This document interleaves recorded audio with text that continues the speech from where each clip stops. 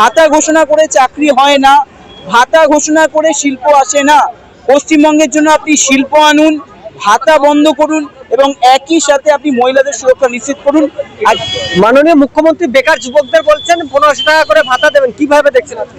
প্রথমত আমি এটা বলতে চাই যে এখনো অবধি মাননীয় ডিএটা বাকি আছে, ডিএটা দিন, চাকরিটা দিন। আপনি 2011 সালে যে বলেছিলেন যে আমি রাজ্যে বামফ্রন্টকে সরিয়ে যে চাকরি দেব, প্রত্যেকের ঘরে একটা করে সরকারি চাকরি থাকবে, কিন্তু বাস্তবে উনি পদে বসার পর থেকে যে হারে মানুষদের, বিশেষ করে যুব সমাজকে নিয়ে ছেলে খেলা শুরু করেছে, এটা সম্পূর্ণ অন্যায়।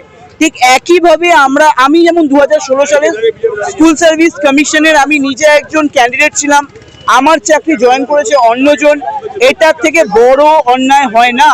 এবং ঠিক একইভাবে 32,000 প্রাইমারি স্কুলের চাকরিও এখন বাতিলের পথে ঝুলছে। আমরা 2014 সালে কলকাতা মিউনিসিপ্যাল কর্পোরেশন আমি নিজে পাশ করা, এবং একের পর এক সরকারি পদে যেভাবে অবলুপ্ত গঠন ঘটছে, মমতা ব্যানার্জিকে ধিক্কার জানাই। এবং মাননীয় মুখ্যমন্ত্রী, আপনাকে একটাই বার্তা দিতে চাই, আপনি যেইভাবে বাংলাকে এগিয়ে নিয়ে যাচ্ছেন সেটা একটা র্যাডিকালাইজেশন, আপনি বন্ধ করুন। হয় পারলে করুন, নাহলে ছেড়ে দিন। যুব সমাজ আপনার দিকে তাকিয়ে আছে যে আপনি মুখ্যমন্ত্রী হিসাবে কি দিতে চাইছেন।